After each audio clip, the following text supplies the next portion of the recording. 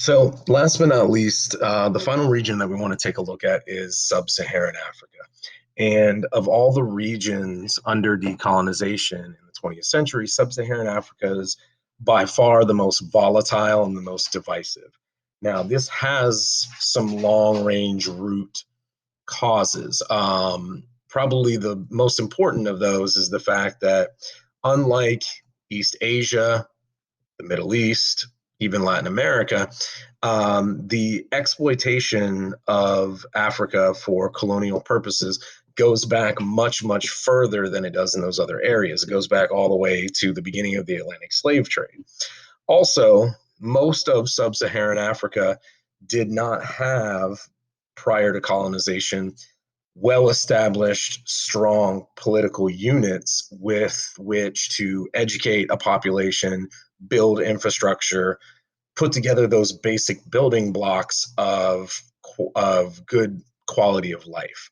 So during the colonial era and even after decolonization, because of the racist nature of colonization, there is a majority of the population within sub-Saharan Africa that is heavily undereducated. They are underserved politically, and they are operating with a pretty unsustainable economic model, right? The majority of the African population that does receive Western education receives only the basic levels of education, clerical or bureaucratic skills, basic literacy that will enable them to help manage the colony. But in terms of making large scale state level economic and political decisions, there is a entirely too small population in order to create a modern political state after decolonization. Now, when Westerners retreat from Africa, what you see is that the lack of political experience leaves most African states with little or no experienced leadership, meaning that the governments in these areas are very unstable, they're very easily overthrown, and they're very easily influenced by foreign governments. And governments rise and fall almost yearly in some areas in sub Saharan Africa. Now, similar to what happens in Latin America at this point, is because of the instability of these governments, you see a trend towards military strongmen, to democratically elected governments being overthrown by military coup and the installation of a military style dictatorship. And as in Latin America, this leads to widespread corruption. This leads to very open and prevalent violence against political and ethnic opponents. This leads to massive cronyism, where many of the natural resources of these African states are essentially signed over en masse to foreign corporations or foreign governments in return for economic aid, financial support, military support, etc.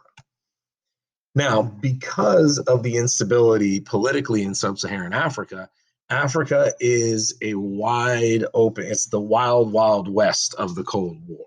Not meaning that it's heavily militarized like East Asia, but because the governments there are so easily influenced, they can be essentially bought and sold by more industrialized Western countries, right? And so this goes on throughout the 50s, the 60s, the 70s, where both sides, the Soviet Union and the West, send billions of dollars of economic aid, invest billions more into infrastructure, send massive military support to African dictatorships, all in the name of either defending democracy or, combating communism. And what this does is, rather than establish long lasting, stable governments, either democratic or communist, generally the only outcome of this is an intensification in the already existing political and ethnic conflicts. The mass amounts of weapons and guns and military hardware that's shipped into Africa, rather than being used to establish a firm political state, is instead used to murder one's political enemies or attempt to take more resources from one's neighbors, right?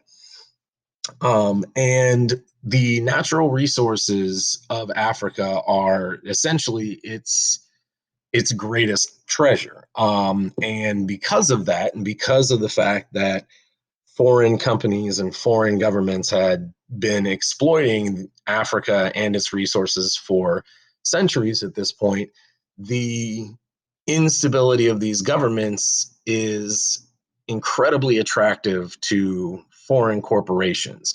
And foreign corporations essentially lure a lot of these African governments into signing over what natural resources they have. Oil and diamonds come to mind very, very quickly. But other things like copper and tin and lead are also monopolized by Western countries. And in return, these African states get, again, military support, they get political favors, they get money invested into infrastructure, roads, schools, hospitals. But for the most part, it all goes to personal enrichment. A lot of these military strongmen use their control over the state to personally enrich themselves by selling off the rights to oil or diamonds for hundreds of millions of dollars. Now, in some cases, you have some African states who attempt to push back against this foreign influence and nationalize a lot of their industries as well as nationalize a lot of their natural resources. And when this happens, what you see on the part of both the West and the communist world is military intervention by these larger, more stable powers. You also see the withdrawal of foreign aid. You see economic sanctions where countries will refuse to trade with a particular state, which for these African economies is essentially a death sentence.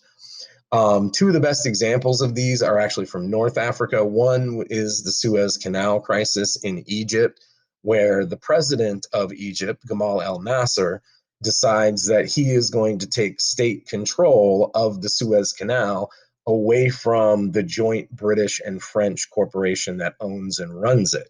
Now, when he does this, the British and the French are basically destined to lose billions of dollars a year in operational costs, taxation, and whatnot. So a combined British, French, and Israeli military force actually invades Egypt and defeats the Egyptian army in a series of battles. And they are well on their way to overthrowing al Nasser's government and installing one that's more friendly to them when finally the United States steps in and puts political pressure on its allies and convinces them to back down and leave the canal in the hands of the Egyptian government. Another example of this would be Muammar Gaddafi in Libya. Gaddafi overthrows a democratic government in Libya and sets up a socialist state there in the 1970s. And Gaddafi is repeatedly harassed both economically and militarily by the West. In fact, he actually died, I want to think, 4 years ago, I think, 2013, under a strategic bombing raid by the United States. Now, these maps give you an idea of what I'm talking about when I talk about the massive foreign investment and foreign influence in Africa. The one on the left demonstrates the amount and the variety of foreign oil companies that are currently operating on African soil, with the majority of them being British, American, and French.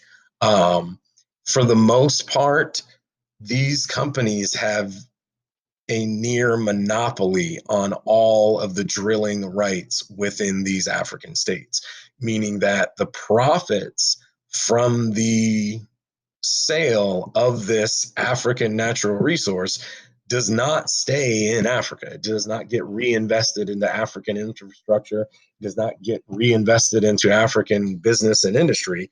It leaves the country and makes its way back to the West. On the other side, on the right, You can see the amount of foreign investment by the Chinese in Africa, again, trying to keep pace with the West. In most places, that level of investment is well over $30 million over the past 10 years or so. In some places like the Sudan and Algeria, you're looking at over $300 million. And that is a pretty significant number. Again, most of this investment is in infrastructure or military support in return for the rights to natural resources.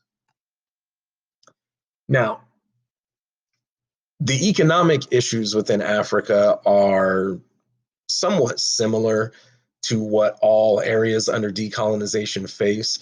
What's different about the situation in sub-Saharan Africa is the racial and ethnic problems within decolonization.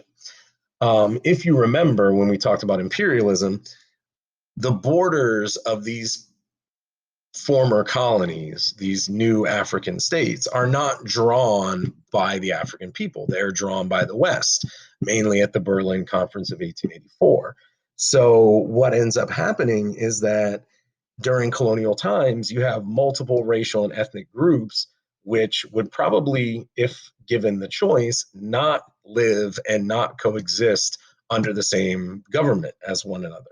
However, because of colonialism, they are forced to, and that breeds several centuries of ethnic tension and resentment and anger. And just like in other areas, when colonial control is removed, that racial and ethnic anger boils over. In South Africa, for example, you had for a long time a government which enforced colonial era apartheid, even after decolonization, meaning that the small white minority continued to rule the country over what was a massive black majority. Both sides were not only segregated, but the black majority faced pretty extreme persecution at the hands of the white majority, meaning they had no legal standing, they were not guaranteed constitutional rights, they did not have the right to vote. And this lasted well into the 1990s until external pressure by foreign governments and foreign corporations who refused to invest in South Africa forced the government to put an end to apartheid. And in the first open election in South Africa in 1991, you had Nelson Mandela become the first elected Black president of South Africa. Now, another question of race in sub-Saharan Africa is the violence towards ethnic minorities. Many of these ethnic minorities, especially lighter skinned minorities in Africa, face extreme violence and prejudice after the colonial era comes to an end, because the majority of them were seen as collaborators with the Western colonizers. In many cases, because of the racial nature of colonization, these lighter skinned minorities were handpicked and hand selected by the Westerners to take on positions in the government, to receive higher levels of education, to actually interact with the white population. And because of that, what you see after colonization ends is that a lot of the angry, displaced, underserved majority of African citizens take out their anger not on the Westerners, but instead on these ethnic minorities who were favored under colonization. There's also violence against people who are Western educated or of mixed race as well. And essentially, what happens is during the 50s and 60s, because of the militarization of Africa, thanks to foreign aid and foreign guns and foreign supplies, is that the level of violence against ethnic rivals and against ethnic enemies intensifies dramatically. Basically, thanks to the Cold War, the level of destruction and the level of civil war in sub-Saharan Africa between these different groups reaches horrific levels. The best example, probably the most widely known example of this, is the Tutsi genocide in Rwanda in 1992, where the majority of the population, known as the Hutus, set about slaughtering the Tutsi minority over the period of 8 months. And by the end of that 8 month period, somewhere between 3 to 4 million Tutsis have been just completely massacred in Rwanda. Now, another issue that exists in sub Saharan Africa after decolonization is the ethnic tension between Arab peoples and the more indigenous Bantu Black Africans.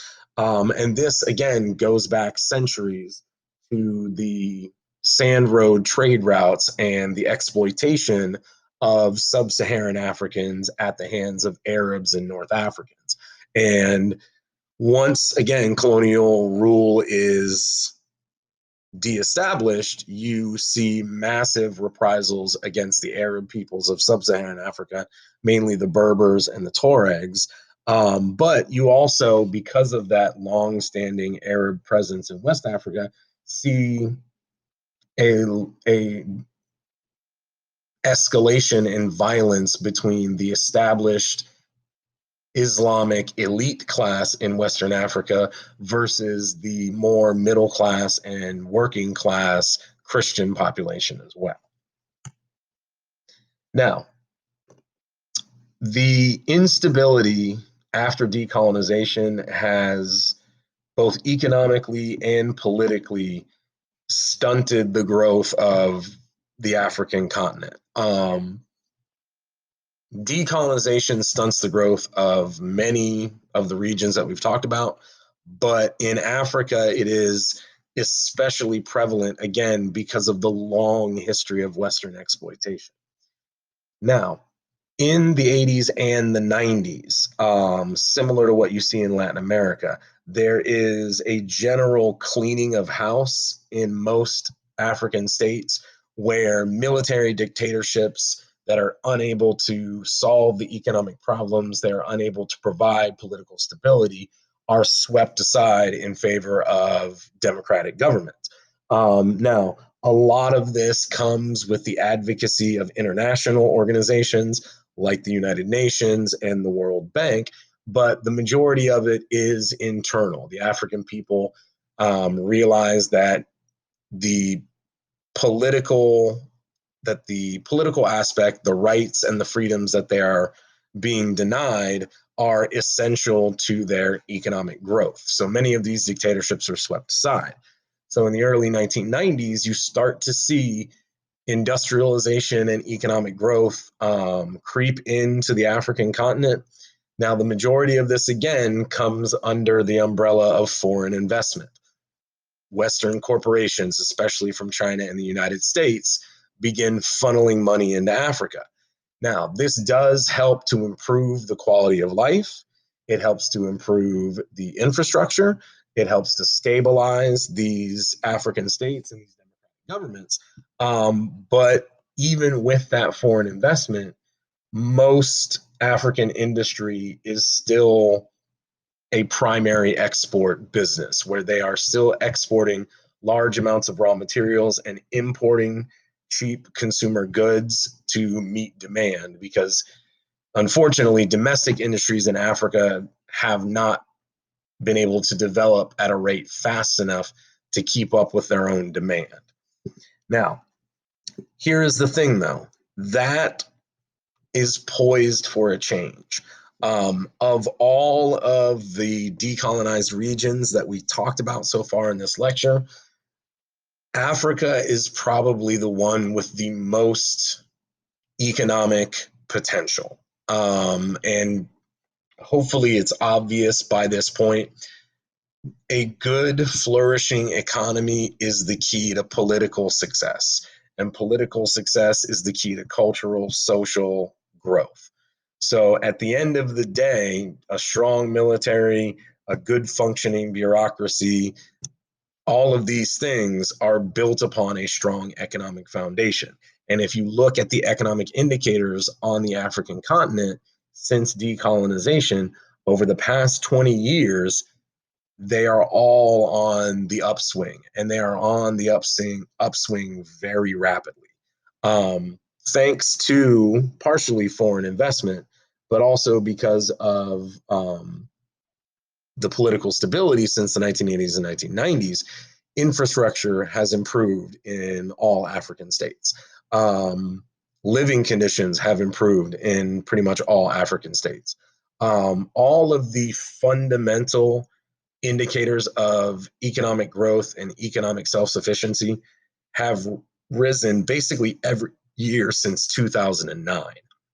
And a lot of the quality of life issues that a lot of Africa was facing in the 80s and 90s have, for the most part, been eliminated. For example, large scale famine has been almost entirely eliminated in Africa thanks to the introduction of GMO crops. Literacy and education is on the rise dramatically in Africa. And among recent generations, the literacy rate in most African states is at or near matching the rest of the world. Probably still the biggest issue in terms of quality of life in sub-Saharan Africa is access to clean drinking water, and that itself has increased by 65% since 2005. So the fundamental building blocks of a solid African economy are there. And when you combine that with the massive population, the African population is growing at a faster rate than any other region except East Asia.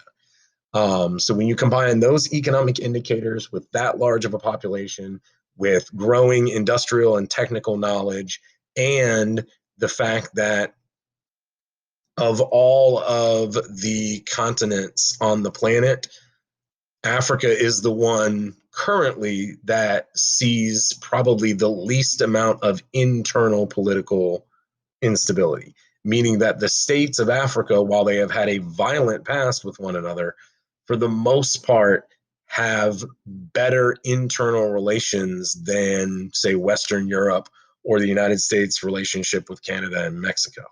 So Africa is a continent to watch over the next 30 years, because if growth continues in the manner that it is currently, Africa has the potential to become a massive economic powerhouse that will easily dwarf Europe and will challenge the United States and China for global market share.